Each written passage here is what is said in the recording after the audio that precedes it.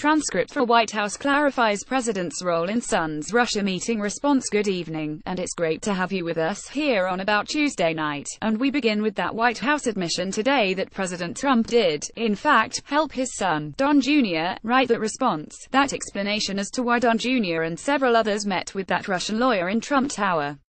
We learned the president worked on Don Jr.'s statement while on Air Force One while he and the First Lady were traveling back from the G20, but the president's personal attorney repeatedly said the president had nothing to do with Don Jr.'s statement.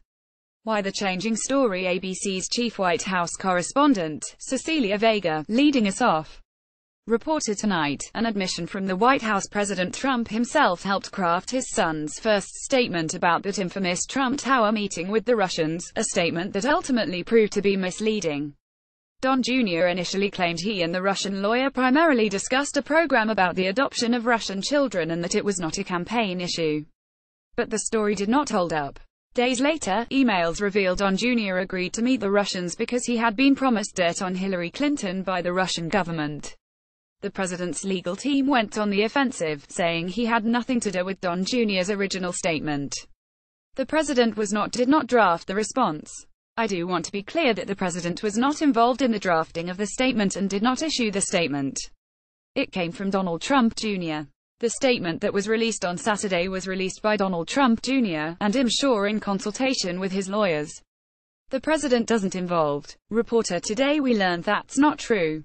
Sources tell ABC News the president in fact crafted his son's statement himself, dictating it from Air Force One on the way back from the G20 summit in Germany.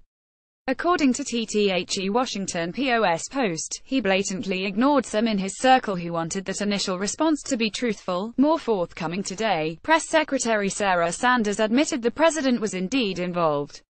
The president weighed in as any father would based on the limited information that he had. He certainly didn't dictate, but you know, like I said, he weighed in, offered suggestion, like any father would do. Reporter after that initial statement, the story kept changing. Don Jr. said he hadn't met with any other Russians.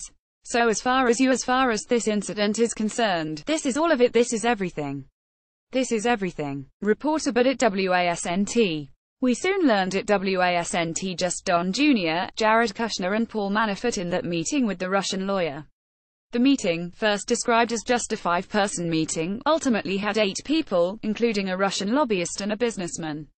President Trump now facing tough questions about whether he intentionally misled the American public. So let's get to Cecilia Vega live at the White House time, and of course, Cecilia, all of this expected to be looked at by the special counsel. In the meantime, a major development tonight as we came on about the FBI.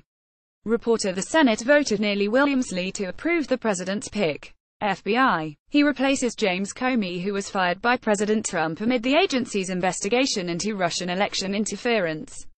Now Wray testified during his confirmation hearing that he would resign if he was ever asked by President Trump to do any unethical or illegal. Cecilia, thank you. This transcript has been automatically generated and may not be 100% accurate.